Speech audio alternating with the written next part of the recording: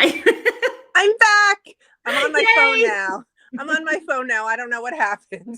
No, it's all good. It's these things happen. This is a real life show. This is how it goes behind the scenes. Sometimes we have tech problems. and isn't that like real life too? Mhm. We set out, we're going to do a task, and then life happens. Yes, that is 100% the case. So I missed your whole intro because your internet was dropping. So real life. Real life. All right, I'll try to do it quick here. So you don't need to be quick at all. We've got all the time in the world. Okay. Well, I don't know if you caught this before or not. I grew up, my parents were babies when the Depression hit. And so they grew up really not throwing anything out, which means I grew up not throwing anything out. And we lived in a small apartment, 4 kids. This was just life, back in the 60s and 70s. Where did you grow And up? What city are you from? Elizabeth, New Jersey. Oh, okay. So not too far from Newark Airport, if you're familiar with that. Yep. So I got married. We lived in a studio apartment. And I said, oh, when we have more room, things will be better. Because, we got all the wedding stuff and we had a studio apartment. Then we moved to a 1-bedroom apartment, and then we had a Wait, baby. studio apartment, what are we talking, like 450 square feet? Like, how big was your studio apartment? Oh my goodness, smaller than that. It was like it was 2 rooms, but they were like connected. It's hard to say. I know our first apartment was 500 square feet and it was bigger than the studio. So So that is a really small amount of space. it was a small amount of space. Yes, it was. So we moved into the 500 square foot apartment, which seemed huge. And we had a baby, and I said, oh, and we get into someplace bigger. And then we moved into a 2-bedroom apartment. We had another baby. Oh, and we get a house. We got a house. Hooray. But it wasn't a big house. It was 1,200 square feet. And then I said, and we just kept having kids. We had 4 kids in that house. Then I got pregnant with baby number 5, and we said, we have to move. Now, in that house, I can't remember the name of it. It was a decluttering group back in the early 2000s. I think it was called Sideline Sisters or something like that. And they had a challenge to declutter. I think it was 1,000 pounds in a year. And I said, you know what? I'm going to declutter 2,000 pounds in the year 2000. And I did. Oh, I did. wow. That Oh, was wow. I love awesome. that. We actually did more than that, and it was like, this is nice. But then we moved, and life got busy again, and How we did you also calculate? Did you weigh everything that you we decluttered? weighed everything. Yes, we did. Some of the stuff we had to estimate, but my husband would stand on the scale with some bag of clutter. Oh my gosh, I've never actually heard of somebody weighing everything that they declutter. I love this. So then we're in a 5-bedroom house now. It's not huge. Well, it's 5 bedrooms, but it's a little over 2,000 square feet. So that's not huge. And No, how many kids do you have living at home still? none right now. But when they were all at home, my excuse to myself was, well, I have all these kids at home, and I homeschooled and I worked. So it's like I'm busy and all these kids are here. This is why I have so much clutter. But then they got Okay, that married. is true though. I mean, that is like not a you have Oh, 5 it's very kids, you're true. homeschooling, you're working, like it makes total sense. Right? It does. But they are now all gone. Well, I have a daughter in college, so she's home sometimes. And it's still bad. It's still bad. I have they're not empty bedrooms. They're, life has taken, control of, well, 2 of my kids still have stuff here, which they need to get rid of. And my goal is to box up their stuff and say, here, take your boxes and you deal with your stuff. I'm Yep. not going to deal with your stuff. And I know I'm not a hoarder, and I'm not just saying that. I can throw stuff out And I found, and it's just always been a struggle. It's always been a struggle. And then a few years ago, when my kids moved out and I said I'm going to give myself a certain amount of time, and I feel like I'm not a lazy person. Um I have never worked with somebody who is lazy. So I feel like a lot of people feel, a lot of my clients will say it's pure laziness, or maybe I am a hoarder. And both of those things I think are not true, like 99% of the time. right. So I gave myself, I can't remember how long, maybe one semester when my kids were all gone. And I was doing things, but I was still struggling. So I said, let me hire an organizer, somebody to help me organize things. And somebody in our Like local, scared. I'm scared for this comment. Okay. So was it good it's or bad? bad. It's really bad. Oh, oh, it's the worst. Oh my goodness. So it was somebody in, we have a local, probably everybody does, one of those local groups for your town where, it's your town helping each other, and people post, recommendations. And this woman came on and she said, I help people organize and I'm non-judgmental. And I said, this is exactly what I need. And I contacted her and I said, look, it's bad. It's really bad. And she said, it's nothing I haven't seen before. Don't worry about it. So then she comes over to my house and she's being very judgmental. She's telling me it's the worst house she's ever seen. And she told me not to clean up before she came over. She said, don't clean up. And she started where she said, well, we need to start with this closet. And I said, well, I really want to start with my kitchen. She's like, no, I think you should start with the closet, because I have a closet when you first enter the house, and it's a big closet. And she's just throwing stuff out. And I'm like, wait a minute. It's like, you're supposed to be helping me, not, and she, she had very definite things in the kitchen about how she wanted things done. Like, for example, she said, you have to get rid of your cereal boxes. You can't have boxes of cereal. Just have it in the bags with clips. And my husband was like, no, I don't want that. And I said that to her. And she's like, well, you're never going to get anything organized if you're not going to listen to me. So she did help me get my kitchen set up really nice. I will give her kudos for that. But when she left, I was very broken and very, very distrustful of the clutter helping community, and also very, I blamed myself. I blamed myself that my house was even too messy for the lady who helps people with clutter. And I did tell her that, and it turned out she was self-trained. She was self-taught. So So, every professional organizer is self-trained and self-taught. oh, Like, okay. that is how this is. This is an unregulated industry completely. You wake up one day and you say, I'm going to be a professional organizer, which is exactly what I did also. But it's a Okay. huge problem. It's a huge problem Because because there's no regulation. There's no standards. There's nothing. There is. So just a little, I'll just give a little kind of side note on this because it's really helpful information. But the National Association of Professional Organizers does have a code of ethics, and it does have classes that you can take, and organizers can go through that program.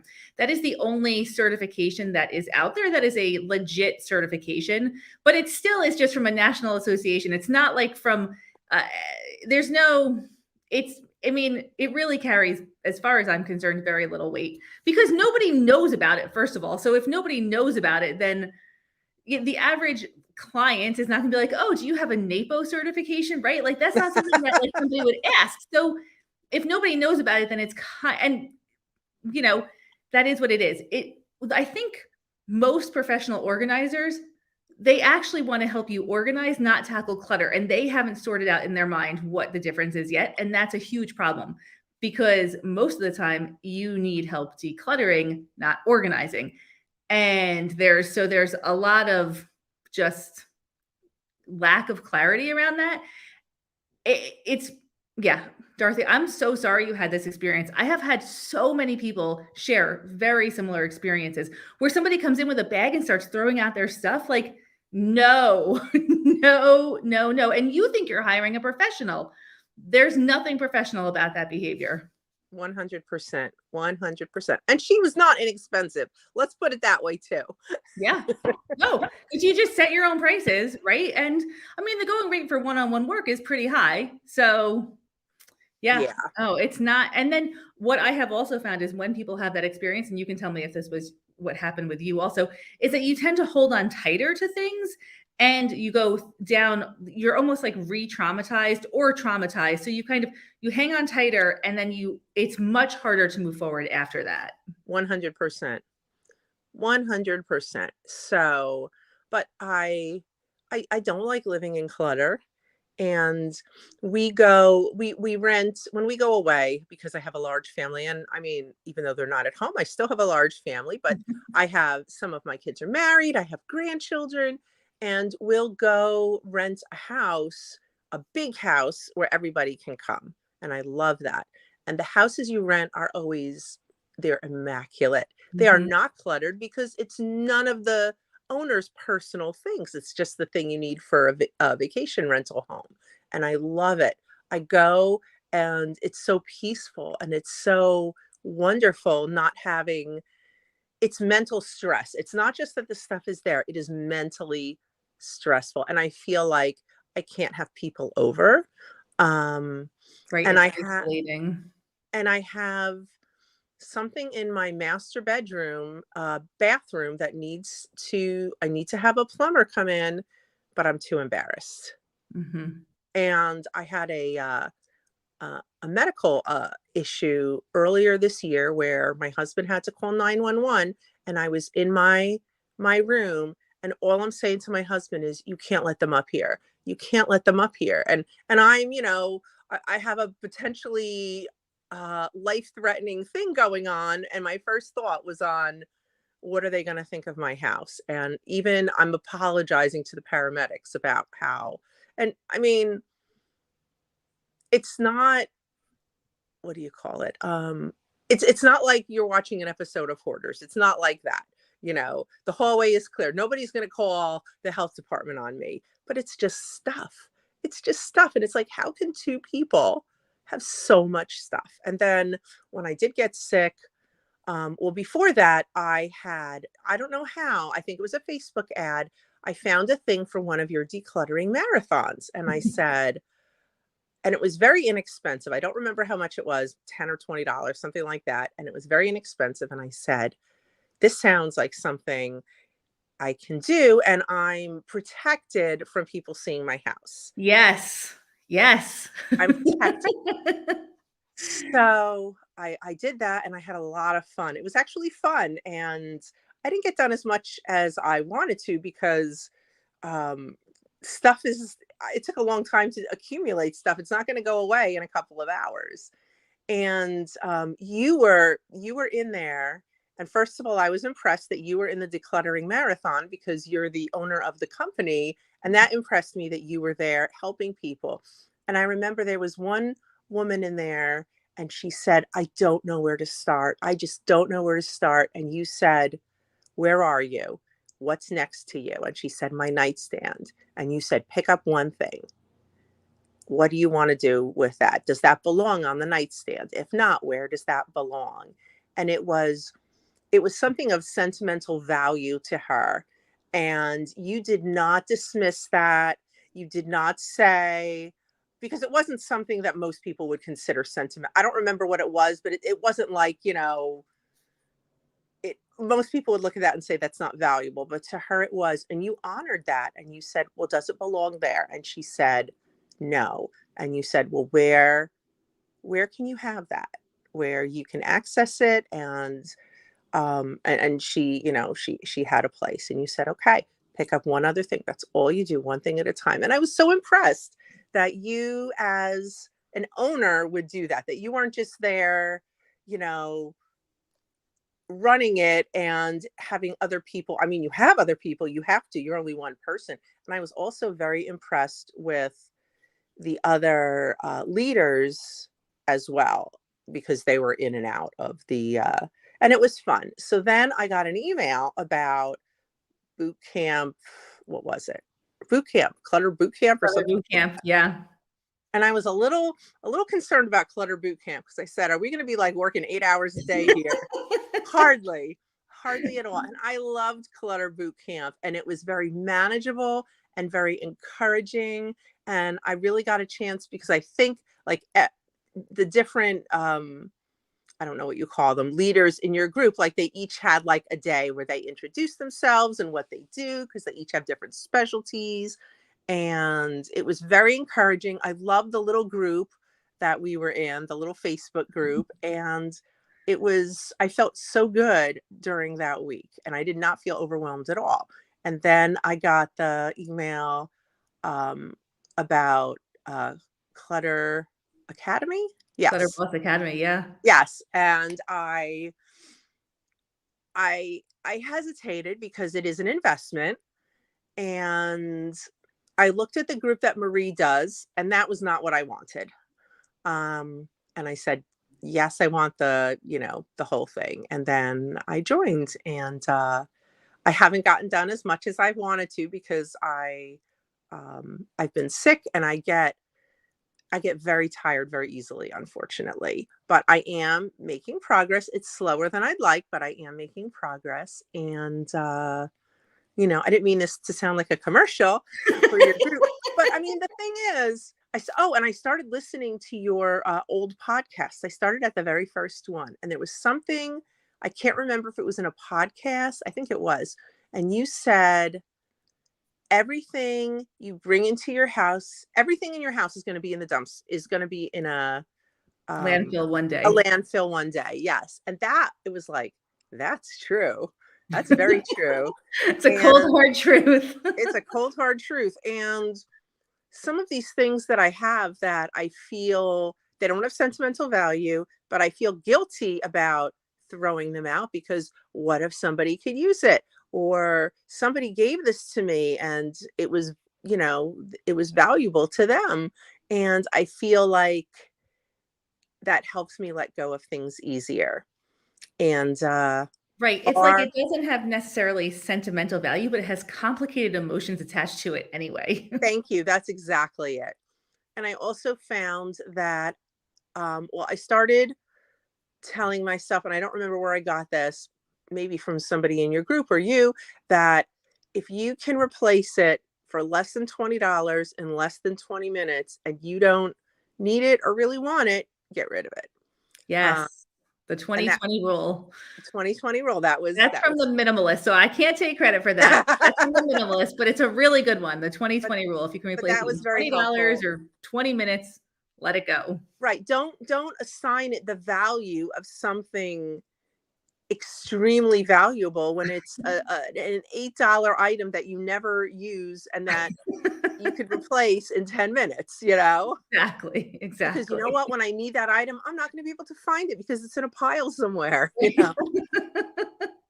Well, this is like the irony of decluttering is that we're hanging on to things to save money, but we can't find it when we need it. So we buy it again. That's 100% true. 100% true. Oh, so, but I like that, like there was no hard sell for your program. It was, if you like this is what we offer, and this is what we have. And I also like that if somebody does have a financial issue, they can still listen to the podcast. They can still do an occasional marathon if they want. And it's not like you're like a $10 a month group and get access to all the marathons. I mean, I do. Yes, that's right. That's right. Yeah. One of the hardest things that I struggled with when I was, I started out as a professional organizer working in people's homes, like the professional organizer that you hired. And I would have a lot of people call me and just like cry when they heard how much I cost. And because it's a lot of money to hire one-on-one help. Like that's just it's expensive. And I felt uh, it felt very immoral to me to not I wasn't doing anything unique with each person. Everything I was doing with every client was the same. So so it just felt wrong to not be sharing this information at a lower price point that didn't take all of my it was really there was a lot of there's a lot of financial barriers to getting help with clutter, and there shouldn't be. There's no reason for it. So, yes. Thank you for recognizing that. So I definitely I loved how, and I'm not caught up on all the podcasts. I'm still listening to them. They're very encouraging. And I know I haven't fully taken advantage of the membership that I do have, but I'm working on that too, and I want to join your new program that you have, not just because I like to join programs. No, this one actually, the Clutter Boss Challenge is it's like, do this, period. Like, And I very feel different like than what I that's what I normally need. do. I don't need, I'm gonna say I don't need nice, but I don't mean like that. But having definite goals, and I like that you can work around um, vacations and time away from home, because that was going to be an issue in these next couple of months. So I am going away tomorrow, and again, somebody's going to be coming in and feeding my cat, and I'm like, oh, I have so much I need to get done Dorothy, before how will your then. life be different when you don't have that stress of having somebody come into your house? It will be so different. It'll be so much better. It will be, and I need to keep that in mind. And I've been talking. Gina has been absolutely wonderful. I chat with her once a week at least, and she's been super encouraging and very, very helpful. And I said to her the other day, I don't remember what I did. I set a goal for myself, and I met my goal, and I said to her that it was actually fun. It was and I have to remember that feeling that not only am I getting stuff out, but it's fun. And you do fun things too, like the May challenge, where you get this list and it's like pick one thing and get rid of it today. So I had old calendars, and I'm like, oh my goodness. And they go back like 10 years. Like, why do I need this? And it's not, again, I keep saying it because I feel, not with you, but just like a little defensive, like, I'm not a hoarder. I'm really not. I threw them out easily, especially when I thought of, they're going to be in the landfill someday. And and then Well, my sister, no, go ahead. the first lesson that we teach is that it's human nature to collect resources. That is what hoarding is. It's just human nature. It's not, and we have such a negative connotation on this word in our society today, which is ridiculous because we're all humans. We're all collecting resources. We're all trying. I mean, look, we're collecting money. We're collecting things. We're all trying to move forward by collecting resources.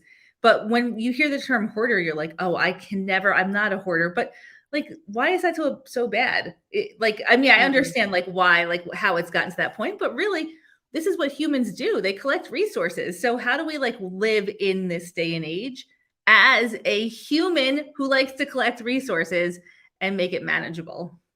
And resources are more affordable. They're Oh, more yes. they're more disposable, Yep.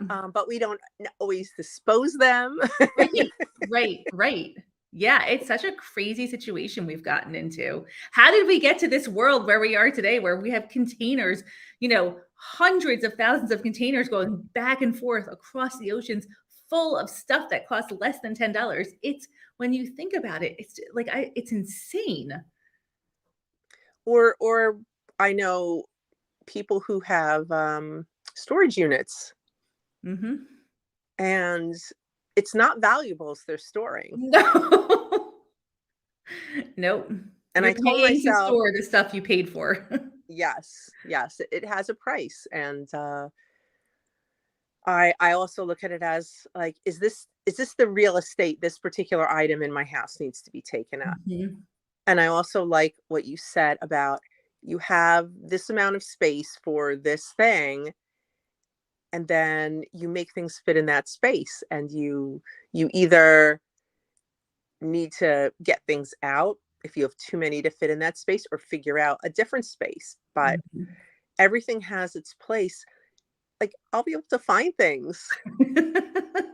I won't spend all this time looking for this particular thing every time I need it. And Yeah. I don't know why that's such an epiphany.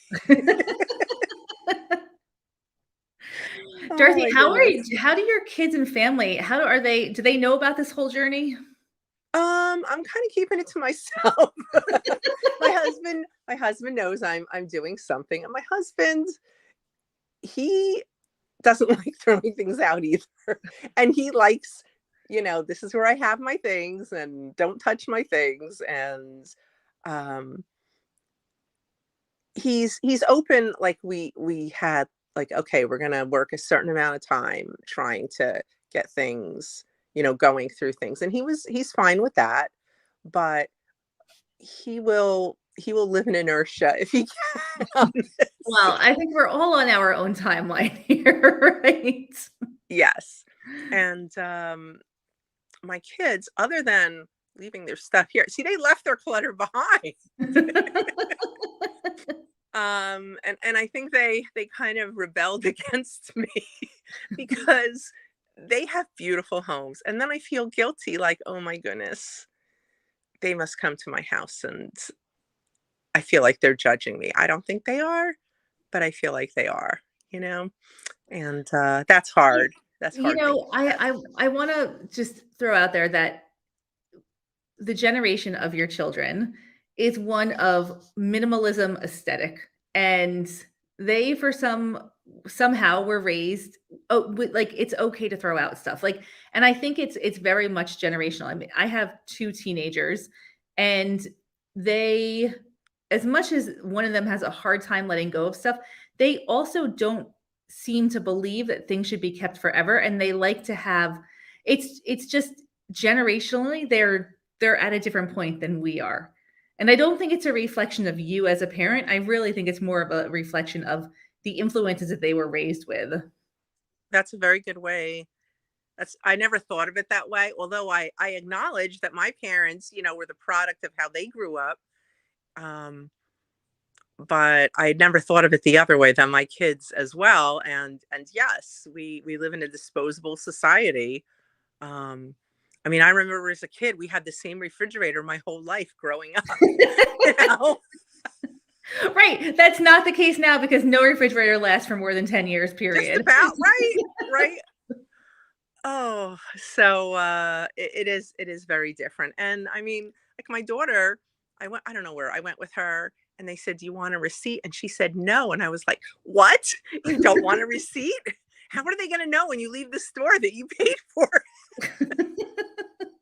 She's like, "Mom, I can bring it up on my phone, you know." And they've got And cameras everywhere. Like, yes, I'm like, "How could you not get a receipt?" Like, I never.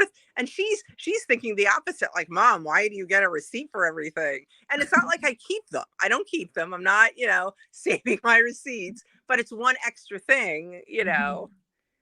Oh, But yeah, I don't care. I'm like anti-receipt. I refuse all receipts unless there's a really good reason to keep one, which is unlikely.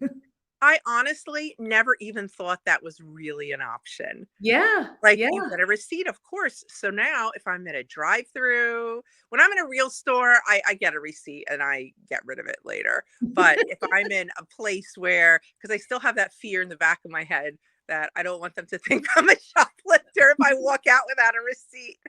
But but it's now an option. It's not, I must get the receipt for some reason. And Yeah, yeah. Well, of course, because you were also raised by parents who the only way you could prove any purchase was a sheet of paper. And I just I just feel like the world has changed so rapidly, so, like, just overnight, like, things that are so different. And it's it's hard to catch up. that's very true. Very, very true. Um, ah, yes, even So now, I mean, my mother, she has one room that's it's like her junk room, but the rest of her house is pretty nice. But we helped her clean out her garage, and that was rough. But she unfortunately had flooding, so there were a lot of things that we had no choice, Yeah. and although it did work out for her, because she would also, I'm sorry if I'm getting off track here. No, no, no, not at all. My stepfather would, like, if there was a sale, he had to get it. And they had like a pantry in their basement where they stored, because it was stuff my mother, like, she's very particular. She wants her particular kind of toilet paper and tissues and everything. And he'd be like, but it's 49 cents, product of the Depression. We have to get it. So when the pandemic hit, they had more toilet paper. And I remember saying to someone, like, my mother has lived for this moment. It's all happening now. Yes, yes. But then after that, they had the flood, and they had to, there was a lot that they had to get rid of because it got destroyed.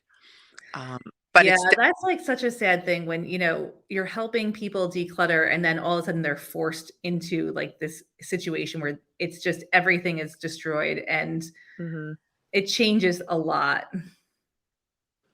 So I would say that you have given me hope. You've given me hope, Jess, that I can do this. You can do this. There's no I can question do about this one thing at a time.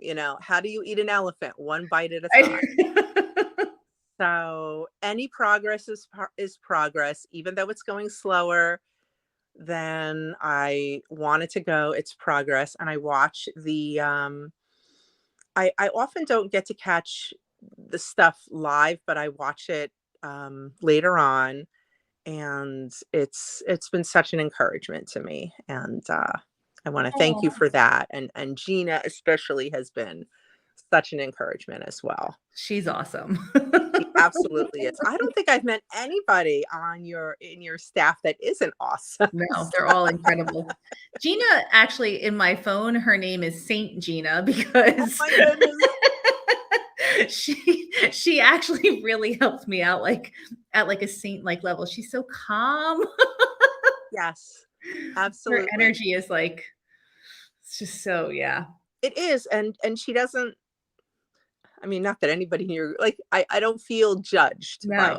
no, Don't feel no. judged at all, but she's still, it's not like she's excusing stuff either. Right, It's like, right. all right, maybe you need to change that goal. Maybe that's an unrealistic goal for you, and that's okay. What Yeah. can you do? Um, so that's been super, super encouraging to me. Dorothy, if somebody is listening and they are just getting started or they are stuck, what would be like the number one piece of advice that you would have for them after going through the beginning stages of this already? Oh, see, I was going to say boot camp. Go to boot camp. Boot camp is good. Boot camp is good. Remember that it's all going to end up in a landfill, and any progress you make is progress. Give Yes. yourself a goal, whether it's 10 things you're going to get out of your house, and have more going out than you have coming in. Mhm. Yep, And absolutely. if you do those things, it's going to eventually get better. Um, and I know I can do it. I got those 2,000 pounds out of my 1,200 square foot I house. am so impressed by the 2,000 pounds. Like, so what is the volume of 2,000 pounds? I guess it obviously depends on what the It stuff is. obviously depends. We got rid of some heavy things. We got rid of an appliance. So that helped. But it was like having that goal. Not that I would suggest, I really wouldn't want to waste stuff. Like, I like Marie's one box a day that she does. Mhm, One mhm. box a day. And I also struggle with, but this might be valuable to somebody else. Yeah. I don't want to throw it out. My town has a free cycle page that's pretty busy. And I tell myself I'm going to list it on free cycle. If nobody wants it in a day, it is not as valuable as I thought it was. And then I will either give it away to to Goodwill, or I'm going to toss it, Yeah. depending on what it is. I But think that's a really good parameter, is like, if nobody wants it for absolutely free within 24 hours, it's really not as valuable as I think it is. absolutely, That's really good. absolutely. So that has been helpful to me. But I would encourage somebody just starting out, don't beat yourself up, and anything you bring into your house, get rid of at least that much, and give yourself little goals, and um, Have have hope. somebody hope. Yes, Have hope. hope. This is all possible. That's exactly it. And that's another thing I really like about your coaches. I think most of them started out similar Mhm. to where I am. Yes. Yep. And it's like, okay, you've been where I am, and you know what it's like. Yeah. But it's tiring. It's just tiring.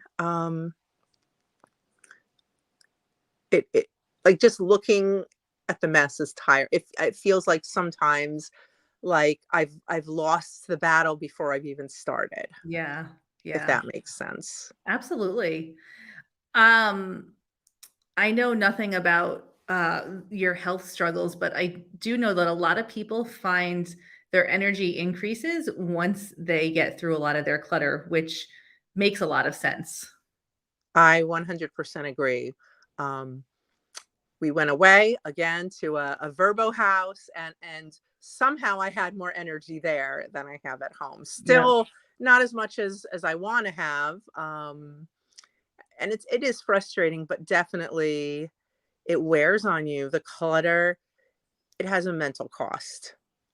It has a mental cost. And Which I think is probably the biggest cost of clutter, is mental. mhm. And I mean, it's not sometimes, financial. right.